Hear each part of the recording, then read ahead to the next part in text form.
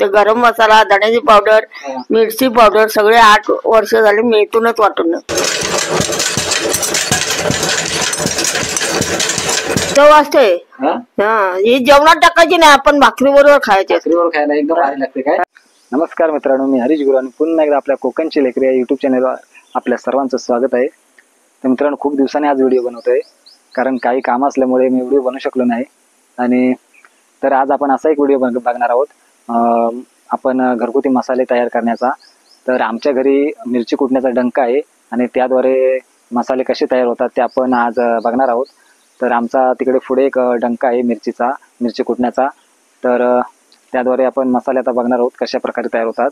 तर आई पुढे आता मसाले तिकडे कुटते आणि आता आपण बघणार आहोत कोण कोण मसाला कुटायला आले ते. चला.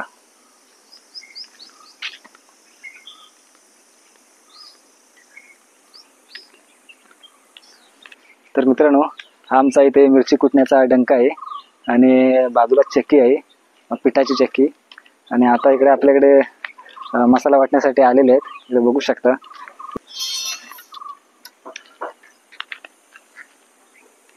मित्रांनो, तुम्ही पाहू शकता इकडे मिरची सुकायला घातली आणि ही मिरची आता चांगली कुरकुरीत झाली की डंकामध्ये चांगल्या प्रकारे वाटली जाते. तर मित्रांनो, आता आपण आतमध्ये जाऊन बघूयात.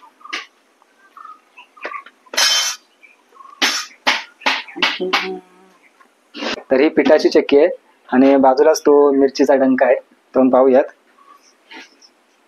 तर मित्रांनो, तुम्ही इकडे पाहू शकता, इकडे आता मसाला चालते. आई हा कोणचा मसाला आहे? सावतांचा आहे, सावतांचा. गरम मसाला आहे ना? हा, गरम मसाला आहे. आणि आता धने वाटायचे आहेत. धने वाटायचे आणि धने वाटून झाल्यावर मिरची वाटायचे, मिरची पावडर करायचे. पावडर आहे. हा, मिरची पावडर वाटायची ना? हो. तर मित्रांनो, तुम्ही पाहू शकता इकडे आता हा गरम मसाला वाटून झालेला आहे. हा आपला घरगुती मसाले आहेत, आपले घरगुती मसाले. तर गरम मसाल्याचा सुगंधही खूप छान आहे, सुगंधही खूप छान येतो याचा. आणि आता प्रथम आता हे आपल्याला चाळायचं आहे ना? चालायचं आहे. तर हा आता याच्यामध्ये डंकामध्ये वाटलेला आहे गरम मसाला. आणि आता गरम मसाला वाटल्यानंतर आता जो चाळून घेतला जातोय बघा. हा चाळून घेतल्यानंतर हे बघा, हे पुन्हा वाटायचं आहे. हे आता चाळून घेतलेला आहे, हा पूर्ण आता तयार झालाय गरम मसाला आहे बघा. पूर्ण असा बारीक झालेला आहे हा, आता पूर्ण बारीक झालेला मसाला. आणि आता थोडा चाळ राहिलेला आहे ना त्याचा, हा पुन्हा याच्यामध्ये टाकून तो पुन्हा वाटला जाणार असा. आणि आता हे डंकामध्ये धने आहेत आणि याची आता पावडर तयार केली जाणार आहे. आणि मिरची आहे. तर हा मसाला कोणाचा आहे ते आपण आता बघणार आहोत.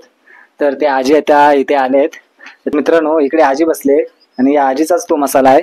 तर ही आजी केव्हापासून आपल्याकडे इथे मसाला वाटायला येते तिच्याकडून विचारून घेऊयात. आजी, तू सांग, केव्हापासून इथे मसाला वाटायला येते? मी मसाला वाटायला 8 वर्ष येते. 8 वर्षापासून येते. आपला मसाला कसा असतो काय सांग? आपल्याकडचा मसाला वाटून मस्त मिळतो आणि खायला कसा काय असतो? चवदार असतो. चवदार असतो ना? मग असं 8 वर्ष झाली तू इथेच वाटते? 8 वर्ष झाली मी मसाला इथंच वाटून येते. गरम मसाला, धण्याची पावडर, मिरची पावडर सगळे 8 वर्ष झाले मी इथूनच वाटून येतो. गावातून, अखंड गावातून भांबेत बसून लोक इथं मसाला वाटायला येतात. आपण आजीकडून विचारून घेतलंय, कारण का खरंच हो की आमच्या इथे बाहेरची लोकही खूप इथे मसाला वाटायला येतात.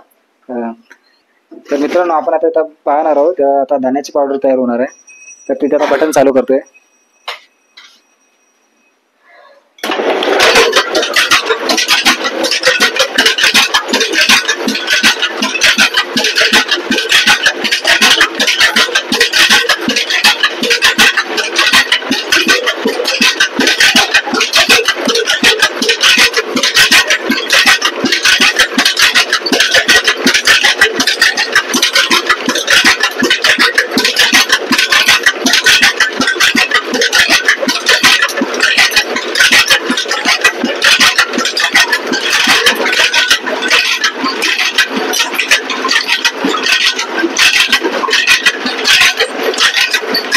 आता धने बारीक होतात आणि थोडी थोडी पावडरची आता होत चालू आहे.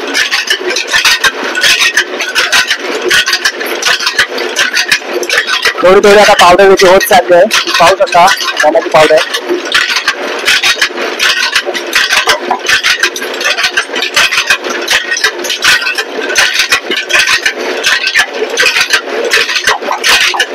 मित्रांनो पाहू शकता तुम्ही आता पूर्ण बारीक झालेली आहे, धना पावडर आता बारीक होत आलेली आहे.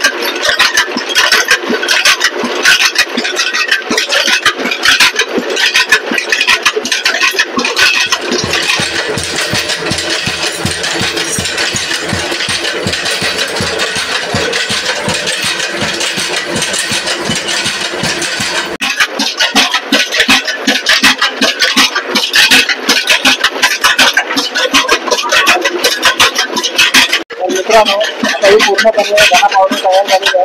तर आता हे बटन बंद करणार आहोत. मित्रांनो आता बटन बंद करतो.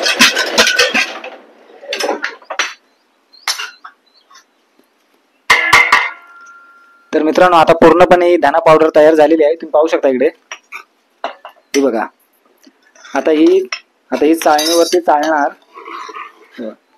टाकीच्यावरती आहे हे बघा, हे आता चाळली जाणार.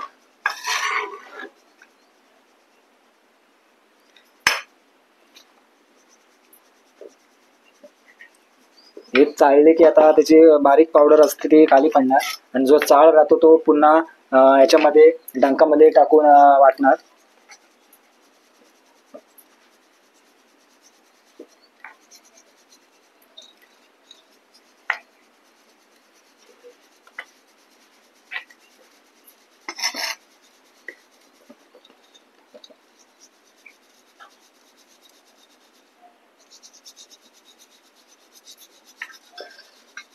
आता हा बघा हा चाळ राहिलेला आहे.